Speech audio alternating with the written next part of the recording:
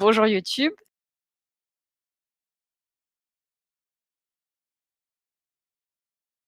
Bonjour à tous, moi donc je suis Laurent, je travaille chez Scaleway depuis plus de 2 ans et je suis Product Marketing Manager, particulièrement donc sur tous les produits de serveurs dédiés et de bar métal. Donc derrière les marques de Scaleway Ladybox et Scaleway Elements en particulier.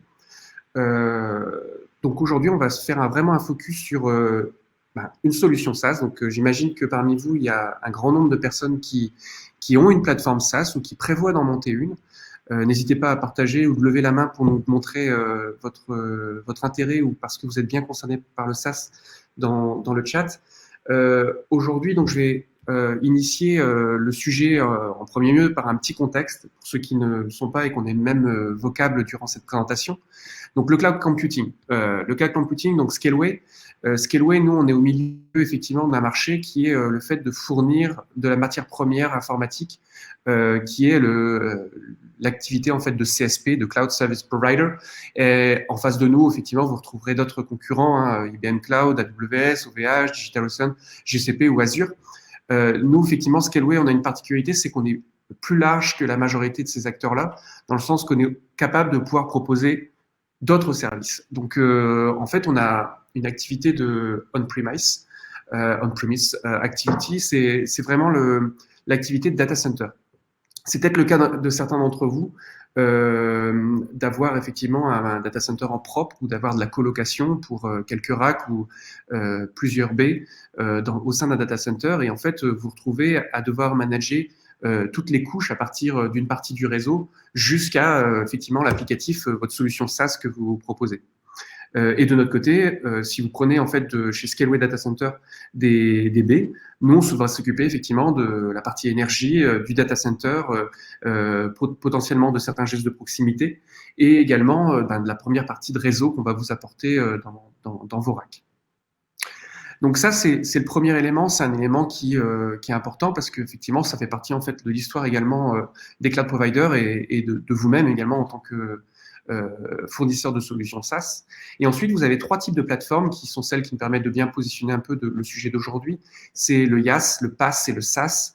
Infrastructure as a service, plateforme as a service et software as a service. Vous pouvez voir effectivement dans l'infrastructure as a service qui est vraiment, je dirais, le cœur de l'activité de Scaleway. On s'occupe en fait dans ce cas-là de plus de couches que dans une situation de on-premise. On a la partie data center, le réseau, le stockage, le hardware du serveur. On investit cette partie-là et ensuite on vous la met à disposition avec ou sans virtualisation, avec un peu plus d'applicatifs selon les produits. Mais effectivement, on s'en occupe à devoir gérer plus de parties et on fait également l'investissement à votre place, dans le sens où quand on est en on-premise, on investit le hardware ou on peut l'acheter en leasing, mais en tout cas, c'est un serveur qui va devoir être hacké de votre côté. Et nous, on va s'occuper de toute cette partie-là lorsqu'on est en infrastructure as a service. La plateforme as a service, on va plus loin. Donc, ça veut dire que le système d'exploitation que vous devez installer dans le cas d'un serveur dédié, vous n'avez pas besoin forcément de le gérer dans le cas d'une plateforme as a service. Voire même certaines fonctionnalités qui vont être également une couche applicative qui va être également de notre côté. Et le software as a service, c'est quand effectivement vous assurez toutes les couches jusqu'au bout. C'est pas l'activité de Scaleway, hein, c'est pas notre cœur d'activité. Par contre, beaucoup, dont j'imagine beaucoup d'entre vous, sont également concernés parce qu'effectivement vous assurez soit effectivement les couches hautes, soit vous avez potentiellement actuellement fait le choix d'être dans la situation d'être une infrastructure en colocation. Et dans ce cas-là, vous devez assurer toutes les couches avec l'ensemble des équipes qui travaillent avec vous. Voilà. Donc ça, c'est juste pour le contexte, pour plonger un tout petit peu plus dans le décor et parler effectivement de Scaleway. J'ai juste représenté le même schéma, mais juste en repositionnant un peu les produits que l'on propose à date d'aujourd'hui. Donc, vous retrouvez effectivement dans le fait d'avoir de la colocation Scaleway Data Center, où on a 4 data centers en France, où on peut proposer de la cage, on peut proposer directement des salles privatives. Et vous avez également chez Scaleway Ladybox une particularité avec un produit qui a été lancé il y a pas mal d'années maintenant, c'est des racks. Vous pouvez également louer un demi-rack, un quart de rack ou un rack complet directement depuis Scaleway Ladybox. Donc vous commandez et ensuite on vous livre le serveur. Ça vous permet de remplir cette partie. Infrastructure as a service, je vous disais, ça c'est vraiment le cœur de notre activité chez Scaleway. On propose effectivement, donc, pour ceux qui connaissent Scaleway Dailybox ou online.net, on a également toute la partie serveur dédié, réseau privé, la partie stockage également en SAN, et d'autres options, mais la partie principale, c'est le catalogue de serveurs dédiés. Et au niveau Scaleway Elements, donc toute la partie cloud, vous allez avoir plus de 30 produits dans lesquels vous retrouverez les instances, les machines virtuelles, les serveurs bare metal, Kubernetes pour parler de la partie compute, et plein d'autres produits qui vous permettent de construire vraiment les briques de manière beaucoup plus moderne que effectivement vous pouvez le faire sur du Scaleway Dailybox, qui va vous demander effectivement de monter toutes les briques à partir du serveur dédié. Ensuite, vous avez le Platform as a Service, dans lequel vous pourrez retrouver également des produits. Alors, Kubernetes, vous voyez, je ne l'ai pas mis chez Platform as a Service, mais elle pourrait effectivement basculer de l'autre côté. C'est un point de vue. Selon chacun, on le positionne plus à gauche ou plus à droite. Vous allez retrouver effectivement la partie serverless, qui est en bêta chez nous actuellement, qui est de la fonction as a Service. Donc, vous pouvez faire tourner directement votre code sur un environnement en fait qui n'a pas besoin d'être managé par vous. Donc, pas besoin de se poser la question du système d'exploitation ou quoi que ce soit. Vous allez pouvoir faire tourner ce côté. Et vous allez retrouver aussi des choses qui rentrent dans le Platform as a Service, qui existent depuis un certain temps chez Scaleway Dailybox. C'est la partie web hosting ou la partie Plesk, qui vous permet en fait de créer en fait un environnement, une messagerie, simplement à travers cette interface de web hosting. Et puis il y a vous, effectivement, si vous êtes effectivement fournisseur de plateforme SaaS, qui est dans cette grande brique qui est à droite et dans laquelle nous on fournit les ressources pour votre activité. Dernier point sur le contexte, et après on rentre un peu plus dans le vif du sujet, très rapide. Le fait qu'on ait un cloud provider, on est plutôt dans le public cloud, en haut à droite. J'ai mis Scaleway Elements, mais vous pouvez y regrouper également Scaleway Dailybox pour comprendre le contexte. Le private cloud, c'est vraiment la situation où en fait vous avez créé votre cloud en colocation ou dans votre propre data center. Et au milieu, en fait, on a l'hybrid cloud. C'est le sujet d'aujourd'hui également qui est au milieu du talk. C'est le fait qu'on peut construire un monde qui est hybride. Vous n'êtes pas contraint à avoir que du cloud ou que de l'héberger dans votre propre data center ou en colocation. Hop, je ne sais pas, est-ce que vous continuez à m'entendre? J'imagine que oui, ouais, ça c'est autre chose. Je vais juste confirmer parce que oui, continuez à bien m'entendre, il n'y a pas de problème. Pardon pour l'assumption. Et on repart dans la présentation. Donc effectivement, en hybride, vous pouvez effectivement concevoir quelque chose d'hybride au sens pur, de pouvoir adresser entre deux clouds publics ou effectivement avec votre propre data center ou votre colocation. À noter effectivement que le fait de mixer les cloud providers, ça permet également d'amener encore plus de résilience à votre applicatif. L'exemple d'IBM Cloud qui a eu un incident dernièrement montre encore l'exemple que s'assurer en prenant un deuxième cloud provider est toujours assez malin sur les briques critiques de votre applicatif. Alors, construire votre environnement SaaS. Donc là, on va partir pas forcément d'une feuille blanche, mais juste rappeler les fondamentaux en fait d'une plateforme SaaS et le fait que tout ça, c'est un business model. Si vous proposez une plateforme SaaS, vous retrouvez effectivement dans la situation effectivement d'apporter une valeur ajoutée. Vous avez des clients qui vont être derrière. Si vous vous lancez, vous allez devoir travailler effectivement sur ce genre de canvas ou d'autres outils, mais simplement dans ce schéma-là, c'est juste rappeler que ce que vous allez créer doit apporter de la valeur et elle va rentrer dans un modèle économique. Et chaque décision que vous allez devoir prendre dans une migration ou dans la création de votre plateforme, il y aura toujours effectivement une évaluation des coûts et du rapport entre le coût et le revenu, le gain que vous allez en faire d'un point de vue de votre entreprise. Donc, à droite, vous allez avoir effectivement vos clients et de l'autre côté, vous allez également avoir des relations avec vos partenaires. Donc, partenaires, ça peut être autant nous en tant que fournisseurs de ressources, mais ça peut être également vos partenaires dans le sens où vous avez peut-être effectivement un peu d'outsourcing au niveau de la partie développement ou parce que vous allez externaliser une partie de votre plateforme SaaS sur une autre plateforme SaaS ou parce que vous travaillez avec des acteurs de logistique, parce que vous avez proposé un produit qui est peut-être un peu mixte, un peu plus dans le mode e-commerce associé avec une plateforme SaaS.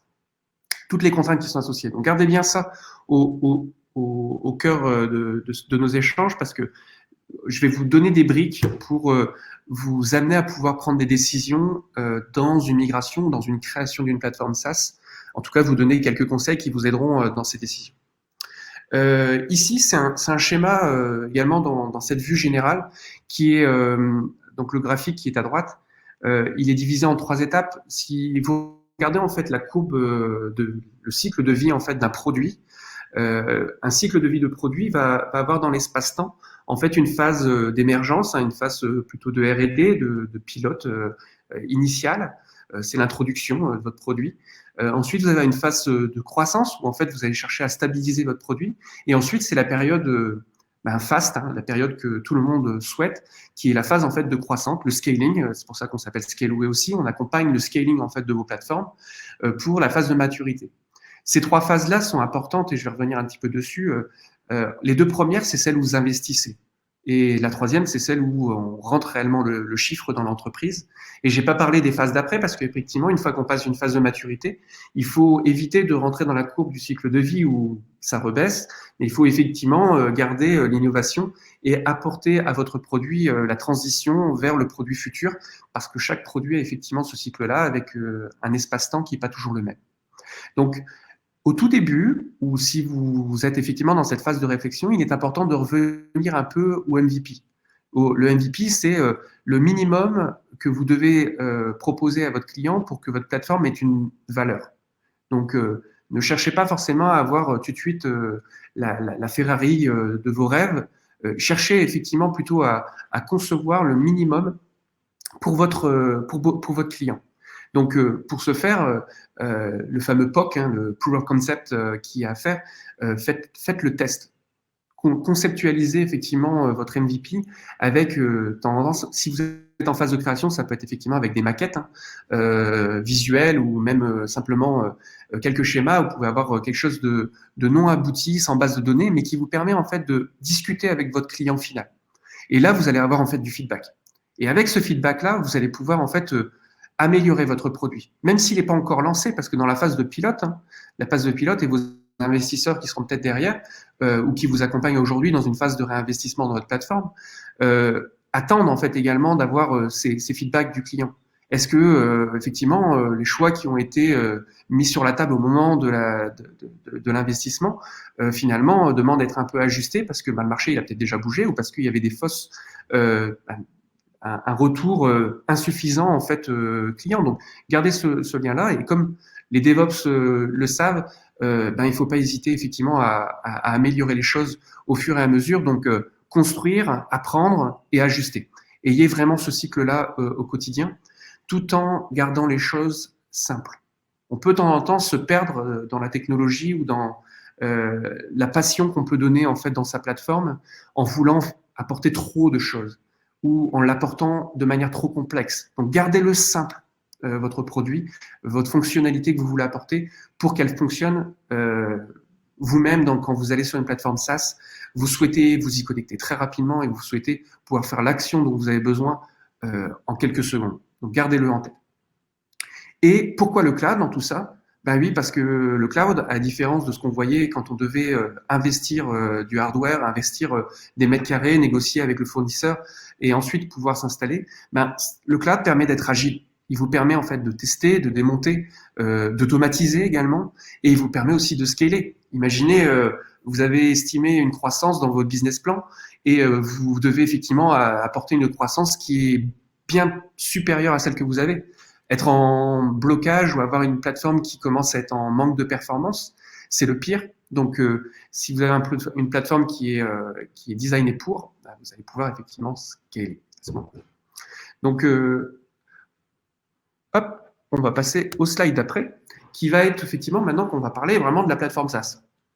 Et la plateforme SaaS, elle est composée de briques élémentaires. Donc, oui, si vous prenez la plateforme SaaS de votre ami ou de votre voisin ou d'un de vos concurrents, effectivement, vous allez retrouver des briques essentielles communes qui sont du côté client, donc du côté produit, mais qui vont être également du côté interne. Donc, vous allez retrouver des briques comme l'authentification, la facturation, la prise de commande, le management de vos comptes. Donc, je parle quand je dis management, c'est le sens de créer des comptes, créer des groupes, associer des droits.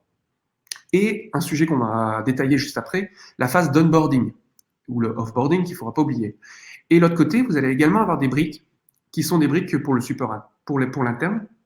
pardon, qui sont effectivement le fait d'apporter effectivement tout le support. Vous allez effectivement vous proposer un produit. Si votre client appelle, il va certainement passer par un système de ticketing. Vous avez des points communs avec d'autres. Vous allez également facturer, donc vous allez avoir des liens avec la comptabilité en interne ou en externe.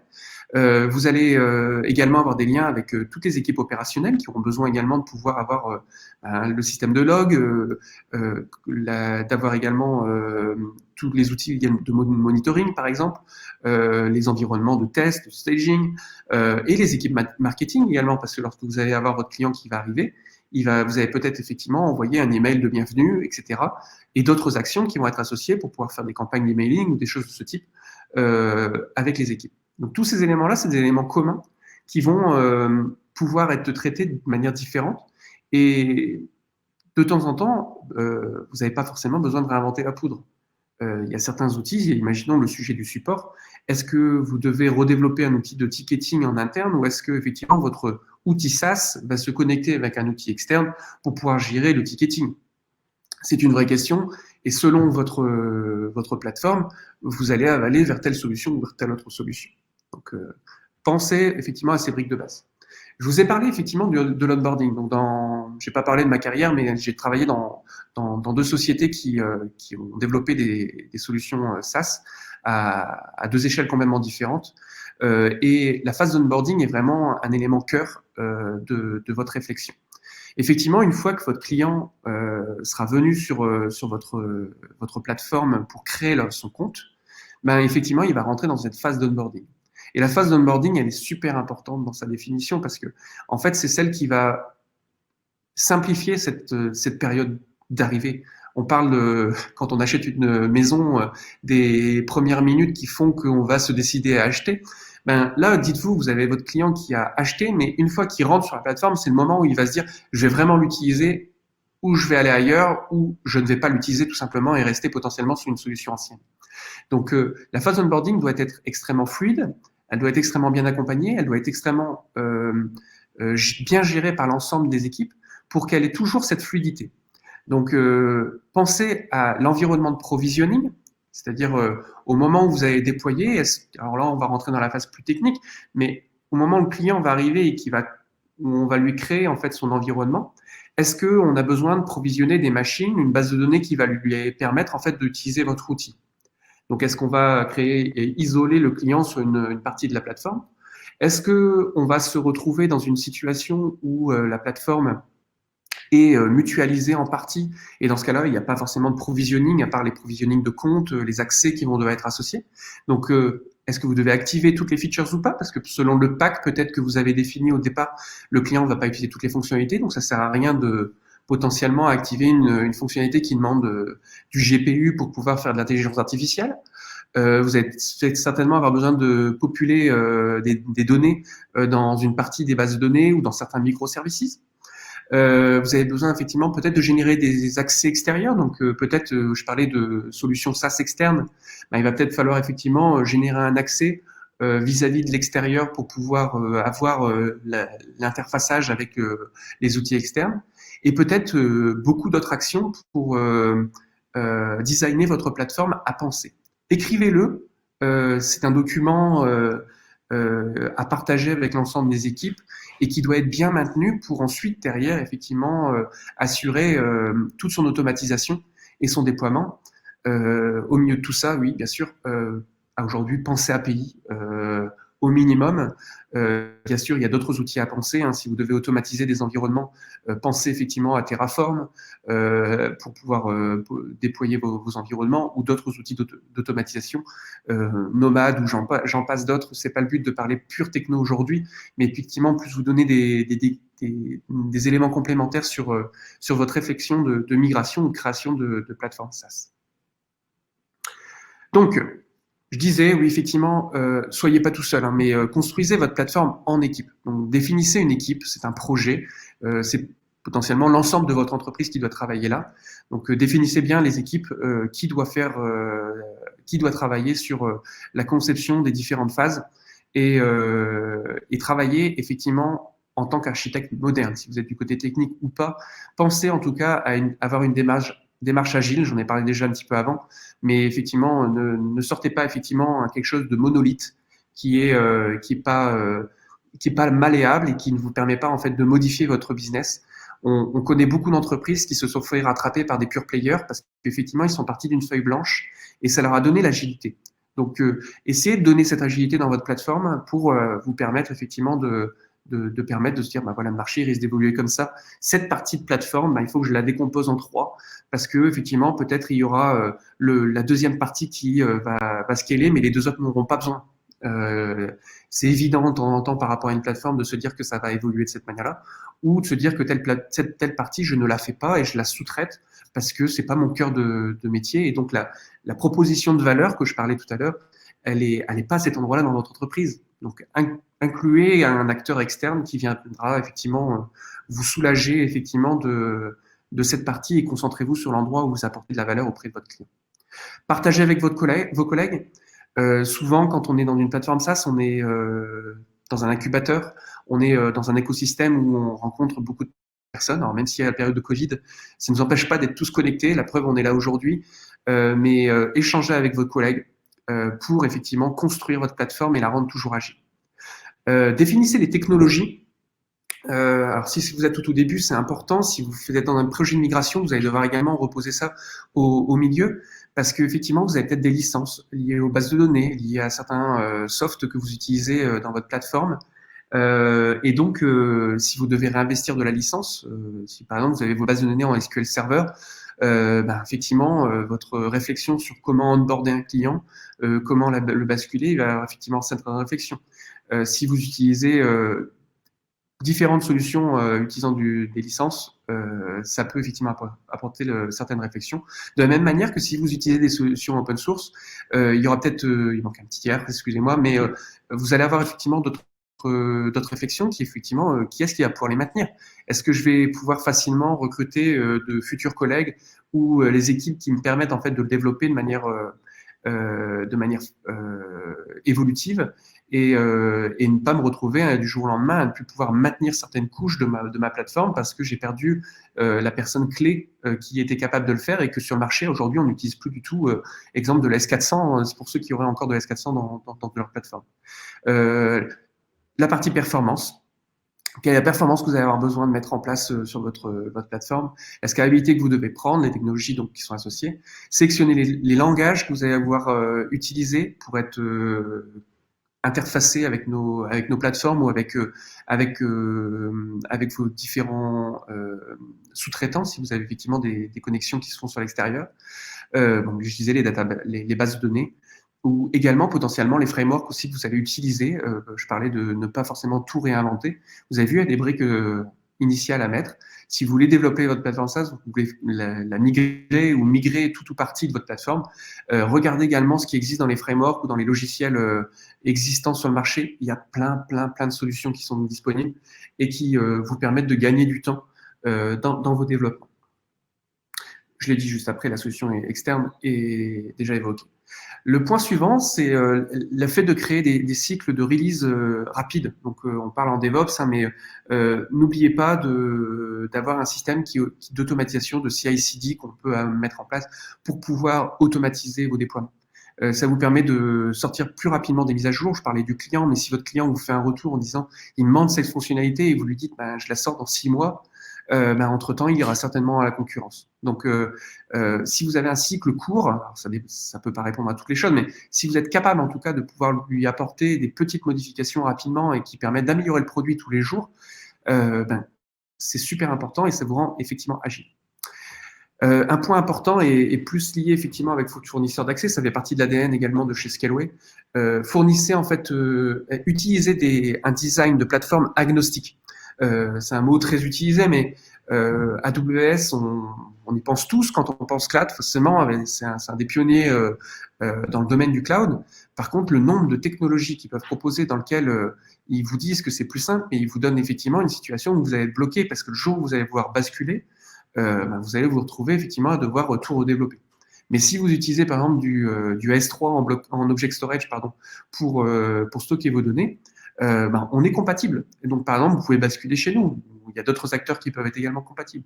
Donc, pensez à avoir un design également agnostique pour le rendre hybride ou pour effectivement pouvoir migrer le jour où vous êtes insatisfait ou pour X raison. Le dernier point, c'est de penser d'avoir différents environnements. Quand on commence une plateforme, on crée son environnement de production. Potentiellement, on crée un monolithe si on ne le pense pas effectivement microservice dès le départ. Et lorsqu'on fait des mises en prod, on le fait potentiellement en production pour ceux qui n'ont pas ces environnements à côté. Donc, dès le départ, pensez à avoir un environnement dans cette phase de release, de CI/CD, qui vous permet de tester en local, puis en équipe avec des tests potentiellement automatisés, je vous le recommande, qui vous permettent d'avoir tous ces cycles-là. Et toute l'automatisation que vous allez pouvoir faire avec des produits tels que Terraform, l'API et d'autres outils vont vous permettre effectivement d'améliorer votre plateforme au quotidien. Et un dernier slide sur la création et sur les quelques conseils. Donc, je voulais effectivement donner un peu des règles et en fait, non, il n'y a pas de règles. Mais il faut garder des points importants dans tout ça. Je l'ai dit, mais agilité, ça c'est important. Deuxième, j'en ai parlé au tout début et je reviens un tout petit peu dessus, c'est l'efficacité d'un point de vue financier. C'est-à-dire, vous avez certainement pensé à certaines fonctionnalités à implémenter. Par contre, même si vous devez voir l'ensemble de votre produit de manière rentable, vu que le produit peut évoluer de manière brique par brique, fonctionnalité par fonctionnalité, essayez d'avoir un business model par fonctionnalité pour qu'effectivement il y ait une efficacité en fait dans votre développement et dans le scaling qui est si vous avez 10 fonctionnalités et qu'il n'y a que la 10e qui scale et que la 10e elle évolue sans qu'elle ait un business model à elle toute seule, vous allez vous retrouver bloqué si tous les clients demandent que la 10e et que vous n'êtes pas rentable dessus. Donc, pensez effectivement à efficacité lorsque vous faites vos développements. Ensuite, l'accessibilité dans tout ça, si votre plateforme est pas accessible au plus grand nombre, ça passe à travers différentes choses. Mais si vous avez un produit qui se retrouve à être utilisé dans une partie du monde où l'accès à Internet n'est pas le meilleur et que effectivement vous vous retrouvez avec une interface trop moderne qui demande énormément de bandes passantes, vous éliminez toute une partie en fait de clientèle potentiellement. Si votre produit est essentiellement utilisé sur un téléphone mobile par application ou à travers un navigateur, vous allez retrouver bloqué. La simplicité, pensez simple. Oui, de temps en temps, on peut peut-être pas apporter 100% de la fonctionnalité, mais le fait qu'elle soit simple fait que vous êtes effectivement compétitif par rapport à vos concurrents.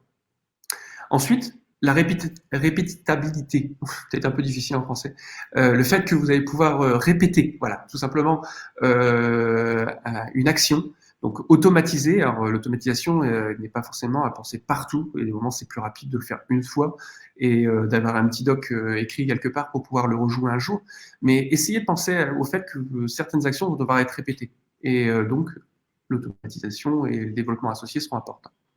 Garder le fait qu'il faut apporter de l'innovation. Innover et doit être au cœur également d'une plateforme SaaS, sinon effectivement elle va suivre le cycle de vie du produit et potentiellement vite redescendre. Et le zéro downtime, ça fait partie effectivement du design. Pensez au fait que votre produit effectivement va devoir effectivement être toujours disponible à n'importe quel moment. Donc zéro downtime, ça veut dire le nombre de fois où vous avez certainement eu le cas.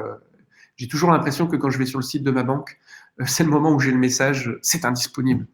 Et c'est parce que je suis sur ma banque, sinon je suis avec ma banque et que j'ai pas envie de changer de banque tous les jours. Mais il y a des moments, effectivement, c'est très frustrant. Donc si votre plateforme SaaS n'est pas disponible et que le client, malheureusement, il vient une fois, deux fois et qu'il a une indisponibilité ou un manque de performance, il va vite effectivement être insatisfait.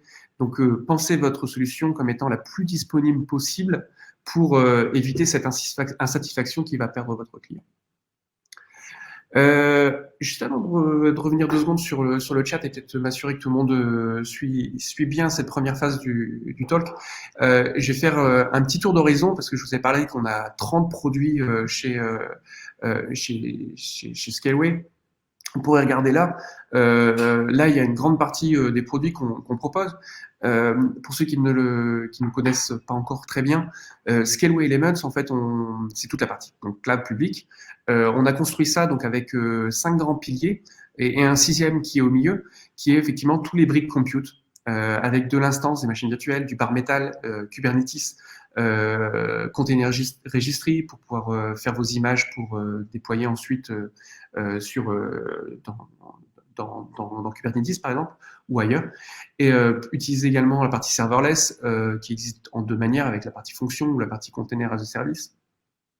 La partie stockage avec du block storage, de l'object, du call storage pour l'archivage, toute la partie database managée en Postgre ou MySQL, les fonctions réseau. Et après, on a des fonctionnalités plus segmentées, plus spécifiques, mais qui peuvent être intéressantes pour vos plateformes SaaS. Une plateforme SaaS qui peut être spécialisée sur le domaine de l'objet connecté. Donc, on a des produits qui continuent à se développer, qui vous permettent en fait de vous connecter à des objets connectés.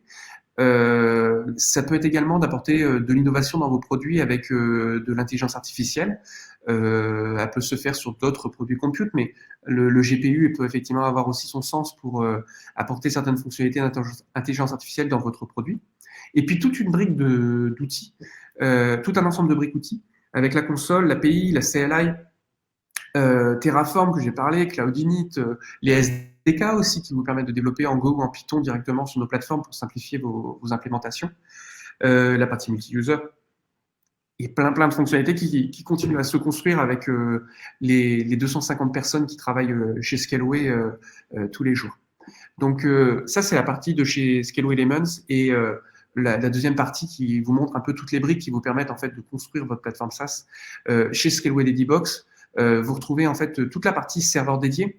Alors, une petite parenthèse, mais serveurs dédiés, ici, vous en avez également chez Elements, qui s'appellent en fait Bar Metal, mais qui sont à l'usage à l'heure, avec tout l'écosystème qui est autour. Parce qu'effectivement, si vous regardez en fait dans Scaleway Ladybox, vous n'allez pas forcément retrouver toutes les fonctionnalités en fait d'un cloud plus moderne en microservices. Et on a fait un choix effectivement d'avoir deux environnements qui vous permettent en fait de faire vos choix dans vos infrastructures, ou également de le rendre hybride. Vous pouvez également avoir du Scaleway Ladybox avec des serveurs dédiés d'un côté engagés sur le mois, et de l'autre côté d'avoir effectivement des instances, du object storage, du load balancer, et créer en fait votre environnement hybride avec les produits de chez Scaleway ou avec des solutions extérieures également. Donc voilà un petit peu un tour d'horizon pour concevoir votre produit. Maintenant, je vais revenir en fait sur la migration, et je vais juste fermer 2 secondes la présentation pour vous rejoindre sur le chat et m'assurer qu'effectivement tout se passe bien. Hop, je vais vous éviter ce côté un petit peu stromboscopique. Est-ce que c'est clair pour vous tous un peu jusqu'à ce moment de la présentation?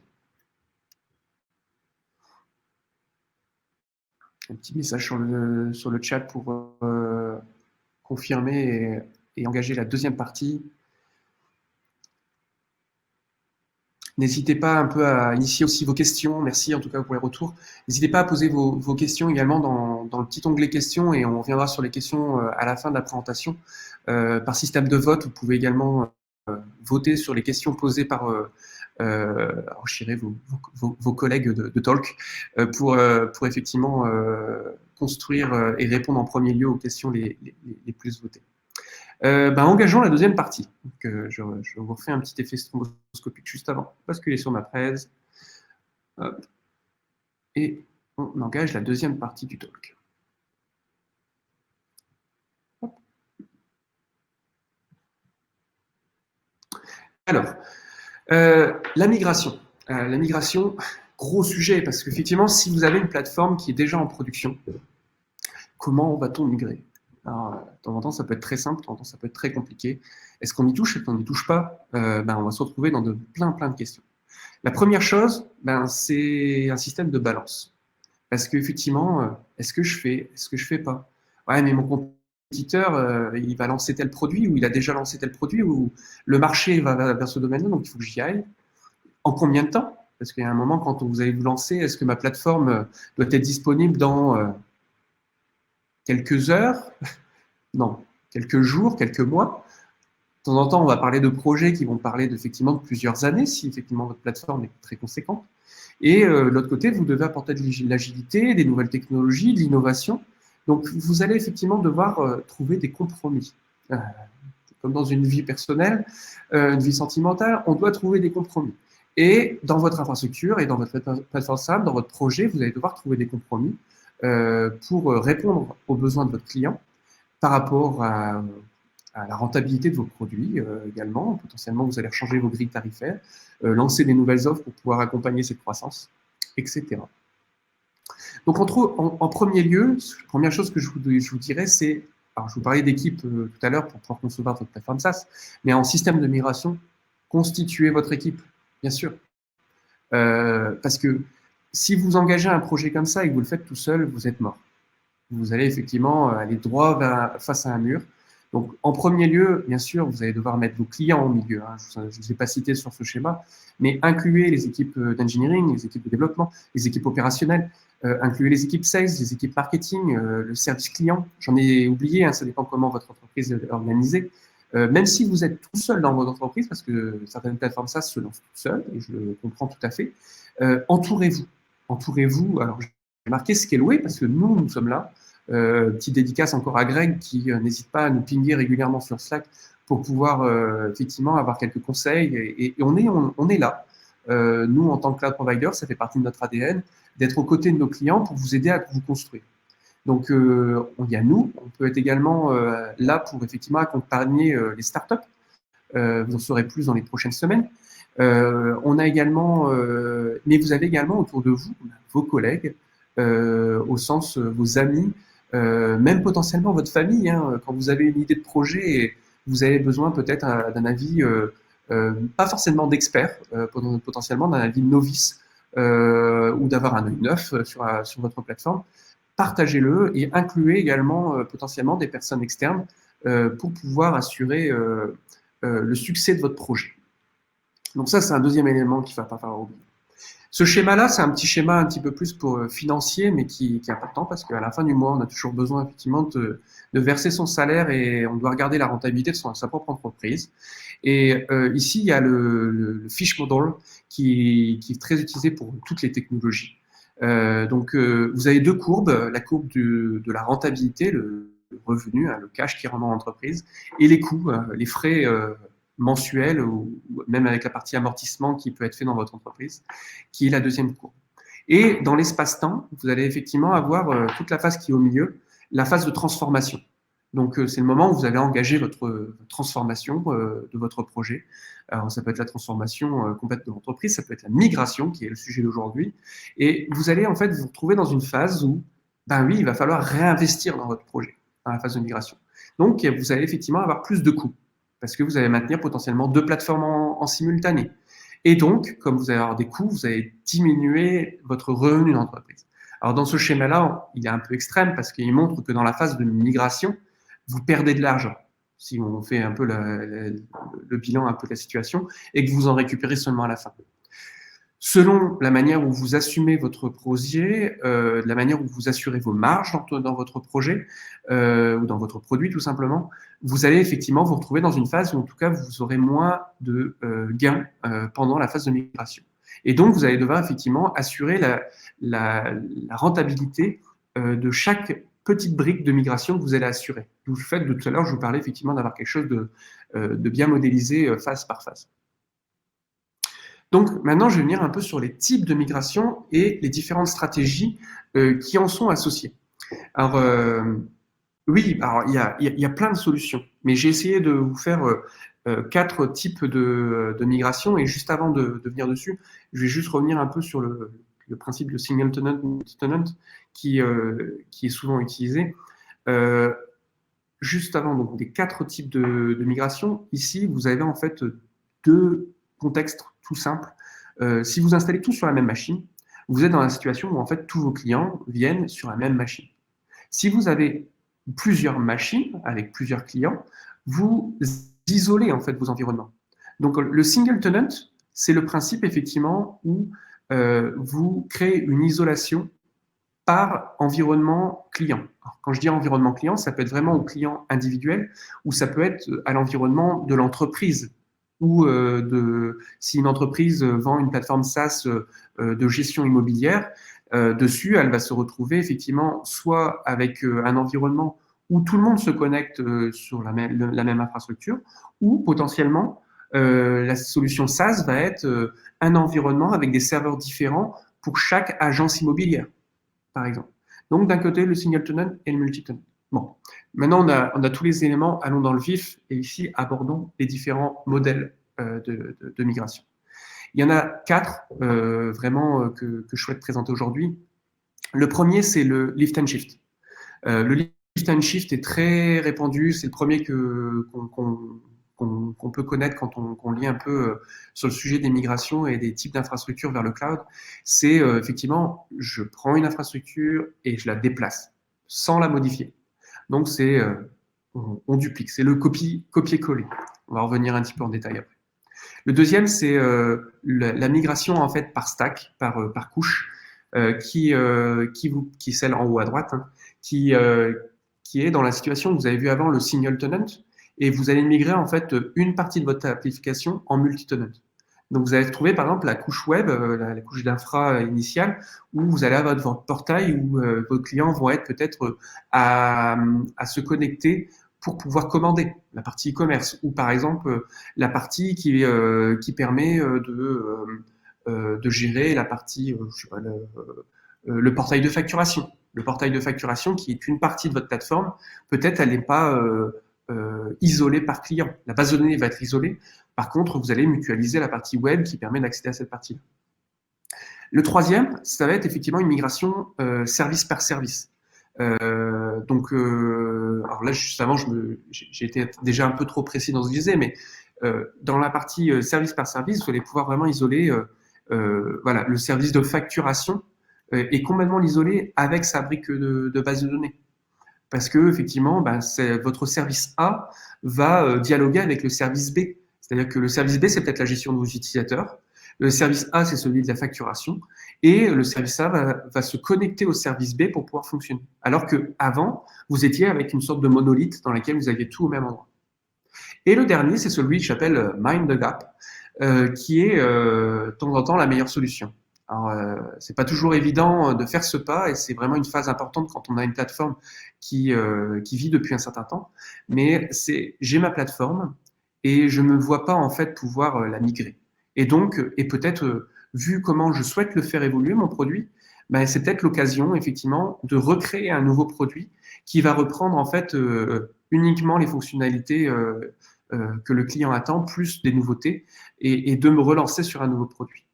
Donc, ne pas oublier, hein, dans l'histoire, vous pouvez reprendre un acteur comme Salesforce, qui l'a fait il y a une dizaine d'années, de lancer effectivement son nouveau produit 100% SaaS. Et il y en a plein qui ont fait ça, qui étaient potentiellement en client lourd, avec une infrastructure qui demandait à être installée et qui, au moment où il est passé sur le cloud, au lieu de réexploiter une partie de son infrastructure, il s'est retrouvé effectivement à dire je fais effectivement une migration en partant sur un tout nouveau produit. Donc, si on regarde le premier, le lift and shift migration, donc je disais le copier-coller. Alors, le copier-coller, il peut se faire de différentes manières. Vous avez la possibilité en fait de relocaliser physiquement en fait votre infrastructure, et donc vous pouvez, si vous avez vos propres serveurs chez vous en colocation, vous pouvez envisager, avec tout un plan qui est associé pour les plages d'adresse IP, etc., arrêter vos machines, les déraquer, les mettre dans la voiture, les déplacer, les redémarrer. Alors, c'est pas aussi simple que ça, hein, c'est beau sur le papier, ça se fait. Ça se prépare à l'avance. Hein, je parlais des adresses IP frontales qui sont souvent la vraie contrainte. Hein, et donc, on peut le faire. N'oubliez pas, dans tout ce que je suis en train d'évoquer, le lift and shift, ça peut être le lift and shift pour une partie de votre plateforme, ça peut être effectivement du microservice pour une autre partie de la plateforme. Il n'y a pas qu'une seule solution. Hein. Donc, vous pouvez déplacer, par exemple, l'ensemble des serveurs de votre base de données dans nos infrastructures, par exemple chez Scaleway Data Center, dans l'un de nos data centers hautement disponibles sur Paris, et effectivement maintenir le reste ailleurs. Ça peut être une manière d'adresser.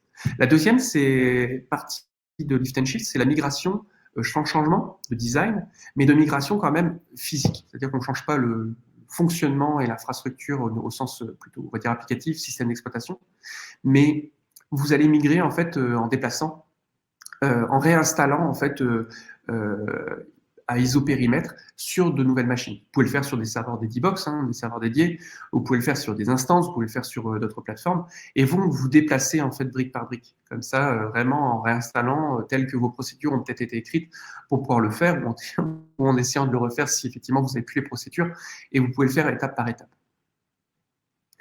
Donc ça, c'est la deuxième partie. C'est très souvent utilisé, on voit pas mal de clients qui le font chez nous également, dans une situation où potentiellement leurs serveurs sont plus sous garantie.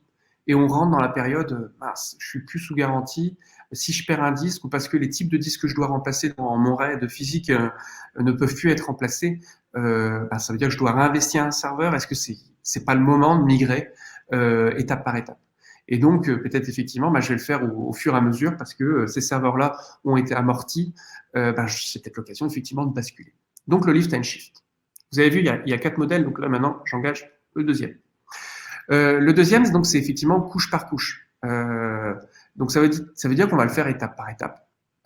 Et donc, je vais me retrouver à avoir l'ensemble de mes serveurs web qui est effectivement potentiellement sur plusieurs machines. Je vais effectivement les regrouper au sein d'une infrastructure web. Donc, au lieu d'avoir 10 serveurs avec un serveur Apache, par exemple, je vais me retrouver avec effectivement une infrastructure de serveurs web avec plusieurs serveurs Apache et un load balancer qui est en face. Et donc, je vais répartir la charge sur cette infrastructure qui va pouvoir effectivement également scaler en elle-même. Et la plateforme web qui est en frontale, elle va regrouper potentiellement l'ensemble de mes services qui sont disponibles dans mes features de mon produit SaaS. Voilà. À noter qu'il y a un point important dans ce point-là, c'est que si vous avez effectivement une énorme base de données et que vous migrez tel qu'on est en train de l'évoquer là, vous allez devoir certainement effectivement optimiser un peu vos procédures stockées. Dans vos bases de données, ça va vous permettre effectivement d'apporter un peu plus d'agilité et pouvoir effectivement adresser l'ensemble de vos services dans votre migration. Donc ça, c'est le deuxième modèle. Le troisième, qui est intimement lié en fait aux microservices, tout le design de microservices, qui vous permet en fait de basculer service par service. Donc vraiment, selon moi, c'est pour une partie au moins de votre plateforme, c'est une des meilleures solutions. Le microservice, vous allez pouvoir effectivement dire, voilà, mon service qui fait le monitoring, mon service qui fait de l'analytics pour mon client, parce que je vais avoir des tableaux de bord qui sont présents, et donc peut-être il y a une partie avec un peu plus de ressources qui est à isoler. Je les bascule dans un service qui va être vraiment à part, et il va être consommé par mon infrastructure dans la partie web, en frontale par exemple. Par exemple, vous avez un service de mailing, un service qui envoie des emails, et donc la partie d'envoi, vous l'isolez. Alors ça peut être l'isoler en interne, ça peut être aussi l'occasion de se dire je le sors de mon infrastructure parce que c'est pas mon cœur d'activité.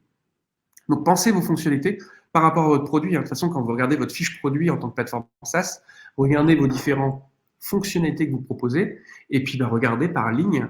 Alors peut-être il faut peut-être un peu les sous-diviser quand on va rentrer dans la partie technique, mais vous regardez ce service-là que je propose, comment je peux arriver à l'isoler pour pouvoir le rendre indépendant. Et c'est peut-être l'occasion de lancer dans une deuxième entité dans votre entreprise. C'est peut-être l'occasion de se dire, ce produit-là qui est isolé, il peut peut-être se vendre par lui-même indépendamment. D'un point de vue cloud, tout ça, ça peut être fait effectivement avec plein de briques qu'on peut proposer, mais dans le microservice et le principe de conteneur, vous pouvez effectivement utiliser Kubernetes. Donc Kubernetes va vous permettre en fait de générer en fait un conteneur, et de ce conteneur-là, vous allez le mettre en fait dans la machine d'automatisation de Kubernetes qui va pouvoir en fait scaler de manière automatique. Donc si vous connaissez pas, allez voir en fait notre nouveau produit Kubernetes qui vraiment a du sens par rapport à cet usage-là. Vous pouvez créer vos propres infrastructures si vous voulez. Si vous avez par exemple un système dans votre plateforme de bibliothèque de photos, vous pouvez utiliser par exemple de l'object storage.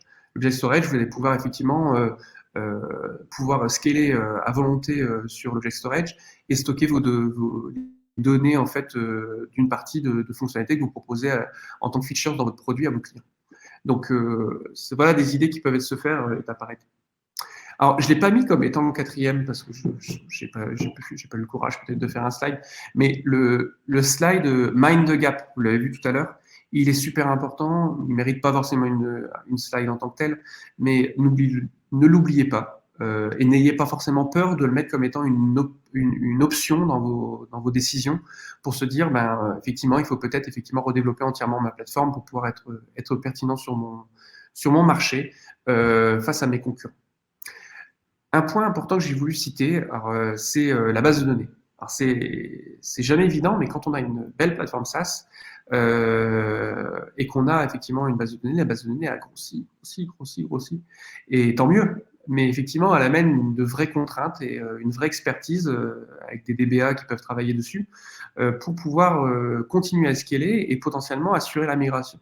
C'est d'ailleurs souvent une crainte, c'est au moment où je vais devoir basculer en temps de ma migration, vu les volumes que j'ai dans ma base de données, comment je vais basculer. Donc, d'où le fait que de temps en temps, le lift and shift peut être pertinent, c'est-à-dire que vous pouvez prendre les serveurs de base de données, assurer vos sauvegardes bien sûr avant pour pouvoir la remonter et ayez potentiellement un environnement pour pouvoir redémarrer. Ou si vous avez un cluster, ajoutez des nouveaux nœuds et synchroniser. Et puis prenez une partie de votre infrastructure pour pouvoir les déplacer. Vous pouvez effectivement avoir différents autres trucs comme ça et déplacer l'ensemble de votre base de données en une seule fois. Et ensuite, une fois la base de données migrée physiquement en lift and shift, vous pouvez effectivement engager des migrations pour partir sur quelque chose de beaucoup plus optimisé et beaucoup plus scalable. Mais en tout cas, si vous avez un monolithe, posez sur la table la scalabilité de votre plateforme de stockage. Combien de clients vont venir sur ma plateforme? Quel volume de stockage utilise un client? Parce que vous allez peut-être effectivement avoir un client qui utilise très peu, des clients qui utilisent beaucoup. Donc peut-être c'est l'occasion également de répartir vos clients en se disant que si le client choisit telle offre, il arrive sur une plateforme plus petite, plus mutualisée, et puis au moment où il scale, où il grossit, vous allez l'accompagner pour basculer sur une offre qui est supérieure. Peut-être par rapport à la performance qu'il attend également. Peut-être vous avez besoin pour un client qui est positionné à l'opposé de la France, avoir des performances qui lui permettent d'avoir la pertinence pour son client. Peut-être il y a des contraintes légales ou simplement une volonté d'apporter plus de sécurité à votre produit, d'avoir effectivement aussi une isolation entre vos clients. Donc une isolation physique potentiellement entre vos clients avec différents serveurs qui peuvent être des serveurs physiques différents, des réseaux physiques différents. Dans ce cas-là, il faudra plus partir sur du data center, ou d'avoir une isolation logicielle avec l'isolation que Kubernetes peut proposer, une isolation que la virtualisation telle que VMware peut proposer. Et voilà, choisissez une isolation selon les besoins de vos clients qui va être associée. Calculez les coûts par client. Forcément, la base de données peut être l'endroit qui consomme le plus de ressources, en tout cas en consommation par rapport à votre cloud provider. Et puis, travailler sur la complexité des développements et des opérations, parce que vous avez vu un peu les différents schémas qui ont été avant. Vous allez certainement devoir travailler sur la base de données, et sur la base de données, il y aura aussi des actions à devoir mener, et qui vont amener à avoir des situations un peu critiques. Donc, pour ça, la donnée, effectivement, est élément critique, ce qui est la valeur pour votre client, et donc vous allez devoir le poser. Donc voilà un peu les points que je voulais évoquer sur les différents types de migration. Ici, sur ce schéma, vous retrouvez effectivement, alors c'est qu'un exemple, mais c'est juste pour vous montrer que si vous partez d'une situation où vous avez vos propres infrastructures, où vous êtes chez un concurrent, ou que vous avez une partie chez nous et que vous pouvez migrer, par exemple, d'une partie de chez Ladybox sur la partie plus cloud parce que vous voyez du sens, ou de la partie ce qui est le data center, voilà, vous pouvez engager vos projets de différentes manières et il n'y a pas qu'un seul chemin, il y a plein de chemins. Donc imaginez les chemins qui ont du sens pour pouvoir faire évoluer votre produit avant tout pour votre client, mais également pour pouvoir en assurer la maintenance, son évolution, sur tous les points qu'on a pu évoquer depuis tout à l'heure. Et un point important pour toute votre équipe, estimez l'espace-temps qu'il vous faut pour pouvoir assurer une migration et demandez à toutes aux équipes produits et pas que, parce que aux équipes techniques également, qui peuvent également eux-mêmes avoir des évolutions à faire, toutes les fonctionnalités qui doivent être apportées dans le produit. Ça va vous permettre, en fait, dans ce plan, d'y inclure, en fait, en plus des migrations, les nouvelles fonctionnalités. Et peut-être, au même moment qu'une nouvelle migration, vous allez pouvoir inclure une nouvelle fonctionnalité. Et donc, mutualiser un effort et gagner du temps. Donc, ne figez pas forcément votre produit, ça peut être un choix, mais mon conseil, en tout cas, c'est de poser, de mettre sur la table toutes les fonctionnalités que vous voudriez apporter en même temps que votre migration pour pouvoir effectivement, de temps en temps aussi, faire passer la pilule. Parce que si vous allez devoir apporter à votre client, dire à votre client qu'il va avoir un moment aussi d'indisponibilité, si vous ne faites plus évoluer le produit et que la concurrence continue à le faire évoluer, peut-être lui, la migration qu'il va avoir de son côté, c'est de migrer son usage de votre plateforme chez un concurrent.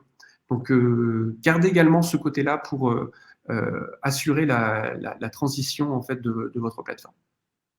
Un petit résumé de ces différentes migrations et les avantages et inconvénients. Donc, le lift and shift, le gros avantage, c'est que ça vous permet de le faire rapidement. Le time to market est assez rapide. Alors, il est plus rapide que les autres, hein, ça se fait pas en une journée, mais une fois qu'il est posé, ça se fait plutôt rapidement. Il est plutôt simple à comparer aux autres actions. Il est à faire.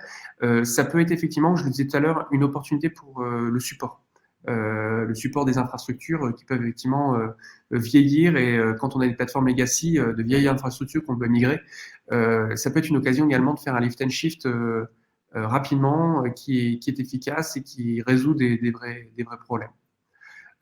Si vous avez un contrat de colocation et que il est engagé sur une longue période et que vous voyez que la date arrive face à vous et que vous devez basculer, c'est peut-être l'occasion effectivement de faire un lift and shift et seulement après de faire les migrations et de vous redonner du temps pour pouvoir le faire de manière beaucoup plus sereine. Les oppositions un peu à ce modèle-là, c'est les points négatifs, c'est le fait que c'est quand même coûteux, parce que si vous faites un pur lift and shift, vous optimisez pas directement les coûts. Souvent, effectivement, si vous êtes sur une ancienne plateforme, elle a été quand même rentabilisée, vous faites du ISO périmètre et donc vous allez avoir un coût mensuel qui peut être effectivement un peu important, mais ça peut être effectivement une première étape pour pouvoir le faire, ou même potentiellement ça peut être cohérent par rapport à votre modèle. Point négatif, c'est que vous n'apportez pas forcément de l'agilité à votre plateforme, vous n'apportez pas de l'innovation non plus, vous n'apportez pas forcément une solution pour scaler facilement. Voilà, quelques points négatifs. La migration par couche, par stack, elle vous permet en fait de travailler de manière beaucoup plus incrémentale. Donc, vous pouvez travailler tel stack en premier, et ça vous permet également d'avoir des phases de succès. Alors, c'est sûr que soit pour vous, soit effectivement pour les équipes projet ou même pour l'entreprise ou pour vos clients, c'est important également d'avoir des phases de succès pour montrer que le produit, que le projet se passe bien et que la migration se passe bien. En point négatif, c'est le time to market, parce que si vous voulez vraiment faire une couche par couche et que vous voulez faire l'ensemble, ça allonge quand même la migration. Le point négatif aussi, c'est que si vous faites l'ensemble de la couche sans vraiment l'optimiser, vous avez un peu optimisé les coûts, mais pas forcément de manière importante. Et vous n'allez pas non plus améliorer la manageabilité, la maintenance, l'exploitation en fait de vos infrastructures de cette manière. Le troisième, c'est le microservice et le bascule microservice. C'est que un des gros avantages, c'est que vous allez apporter plus de disponibilité. Si vous regardez en fait les outils, et je parlais de Kubernetes entre autres tout à l'heure, ça va effectivement vous apporter plus d'agilité, de disponibilité à votre plateforme. Ça va vous permettre de scaler beaucoup plus facilement également. Brique par brique, vraiment service par service au sein de votre produit SaaS. Vous allez pouvoir aussi avoir la possibilité de le faire de manière incrémentale. Étape par étape, vous allez pouvoir sortir de votre monolithe ou d'une partie de votre infra les services et potentiellement retirer une partie des ressources sur l'ancienne pour pouvoir alléger, parce qu'effectivement, vous avez sorti les briques les plus consommatrices, par exemple, ou suffisamment pour pouvoir arrêter une partie de l'infra. Point négatif, c'est le time to market, parce que ça demande effectivement pas mal de temps. Un sujet important, c'est la migration des données, parce qu'effectivement, si vous voulez faire des purs microservices, ça veut dire que vous allez devoir potentiellement sortir une partie des données de votre monolithe. Et si vous devez intégrer une partie des données dans le microservice, il faut prévoir effectivement cette phase de migration qui demande et qui est complexe, le point suivant, et qui demande du temps. Le dernier, le Mind the Gap, qui peut être super riche, super intéressant, parce que ça vous permet de repartir d'une feuille blanche. C'est le point principal en point positif, parce que la réalité, c'est que vous allez effectivement avoir un temps de time to market qui est assez long. Vous allez devoir assurer aussi une migration, mais pas du même type, qui est la migration de vos clients. Est-ce que votre client A, qui était sur votre plateforme initiale, vous allez l'inviter à venir sur la nouvelle? Et comment vous allez l'accompagner? Est-ce que c'est un tout nouveau compte où vous ne migrez pas les données? Ou est-ce qu'effectivement, vous devez assurer également les migrations de données derrière tout ça? C'est aussi un point négatif, c'est que vous allez avoir deux plateformes à devoir assurer. Est-ce que au moment où vous aurez fait la migration vers la nouvelle plateforme, vous allez pouvoir arrêter l'ancienne? Donc, est-ce que vous avez un end of life qui va pouvoir s'annoncer pour vous permettre effectivement de se dire de je maintiens qu'une seule plateforme, ou est-ce que vous allez devoir maintenir les deux? La réalité et ma petite expérience sur le sujet, c'est que il est en temps difficile d'arrêter l'ancienne plateforme. Et donc, il faut effectivement maintenir les deux. Et donc, avoir un business model qui est cohérent entre l'ancienne et la nouvelle. Donc, voilà un peu tous les points positifs et négatifs de la plateforme. Voilà, donc j'ai fait à peu près le tour de cette présentation. Je vais juste faire un petit slide de conclusion et de résumé derrière tout ça. Vous aurez une petite question également subsidiaire lors de la phase de sondage à la fin pour voir si effectivement vous avez pu bien comprendre. Et n'hésitez pas à poser vos questions dans l'onglet questions là pendant la conclusion, ou s'il y a des choses qui n'ont pas été très claires pour qu'on puisse revenir dessus. Mais première chose, donc gardez votre client au milieu. Alors c'est évident, hein, quand on met en main une plateforme SaaS, le client est encore plus au milieu que d'autres activités, mais gardez-le au milieu de votre projet, gardez-le au milieu de votre produit pour qu'effectivement tout se passe bien.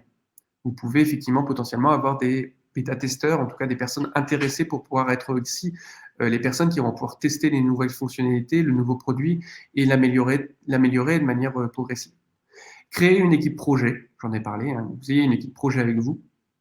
Le troisième point, c'est également d'avoir un process d'onboarding. Donc, je l'ai évoqué, mais c'est un des points clés de réussite d'une plateforme SaaS, c'est d'avoir un produit une partie d'onboarding très bien fonctionnelle. Et je ne l'ai pas dit tout à l'heure, mais n'oubliez pas non plus l'offboarding, le moment où en fait vous allez avoir la résiliation d'un de vos clients. Parce que s'il résilie, pourquoi vous continueriez à payer des ressources? Donc n'oubliez pas d'automatiser également la partie en fait de résiliation qui est complètement liée au cloud. Hein. Vous provisionnez des machines et lorsque vous avez terminé, ben, vous les retirez. Ça ne sert à rien de les faire tourner. Donc si vous automatisez une partie et que vous avez stocké les données que vous avez besoin dans une partie centralisée ou même ailleurs, hein, à vous de designer la plateforme, j'irai de vos rêves, vous pouvez effectivement arrêter et avoir cette agilité. Et un point important aussi, c'est que ne pensez pas tout de suite il faut que je scale et que je prépare ma plateforme de manière à scaler immédiatement. Construisez, améliorez votre client et répétez l'amélioration. Et seulement après, vraiment mettez le côté scaling. C'est plus en utilisant des outils standards du marché j'ai insisté sur le sujet de Terraform, hein, mais si vous terraformez en fait une partie de votre infrastructure, quand vous avez besoin de lancer un environnement, c'est directement popé. Vous voulez un environnement de staging pour pouvoir faire des tests, vous pouvez effectivement lancer cet environnement-là, le détruire hein, avec les commandes destroy, et ça fait effectivement gagner du temps. Et le scaling se fait en fait également à travers les outils qu'on peut vous proposer, également avec des briques que vous allez devoir développer. Hein. Ça ne veut pas dire qu'il faut minimiser toute cette partie-là. Le point suivant, c'est le cloud est parfait pour effectivement rester agile. Hein. C'est pas la seule solution, mais créer votre environnement de manière hybride en mettant effectivement les briques qui doivent être dans le cloud, chez nous ou chez d'autres, pour effectivement donner cette agilité. N'hésitez pas effectivement à nous contacter hein, pour qu'on continue à vous aider et restez simple et pensez à la réversibilité. Si demain vous avez besoin de déplacer votre infrastructure chez quelqu'un d'autre, parce que vous êtes fâché avec votre fournisseur d'accès, parce que vous avez besoin effectivement d'être présent, je ne sais pas, au milieu de la Chine, et que vous devez effectivement héberger localement, parce que pour avoir des bonnes performances là-bas, ça reste la meilleure solution. Voilà, il faut avoir une possibilité de migrer ailleurs, et donc de garder des standards dans vos technologies que vous allez développer, sur les technologies que vous allez utiliser. Voilà, et Scaleway est là pour proposer les produits pour votre produit SaaS. Je pense qu'on est avant toute chose une société qui est vraiment à vos côtés pour pouvoir aller dans ce sens-là. Avant de rentrer dans la phase de questions-réponses, je vais laisser Mélodie nous rejoindre sur scène, si ce n'est pas encore le cas. Et je vais tout de suite aussi vous inviter, pour ceux qui n'ont pas encore fait, à nous rejoindre sur Twitter, sur LinkedIn, pour être informé de tous nos nouveaux contenus. pour voir toutes les dernières actualités, les tutoriels, les documentations qu'on peut proposer. Et puis important, toutes les équipes de chez Scaleway, hein, les 250 personnes qui y travaillent et toutes les personnes qu'on recrute, hein, on a encore une bonne cinquantaine de postes ouverts actuellement dans l'entreprise, sont disponibles en fait sur Slack. C'est Slack Community, hein, c'est un Slack qui nous permet d'échanger au quotidien avec toutes les personnes qui peuvent nous rejoindre et construire à vos côtés vos plateformes.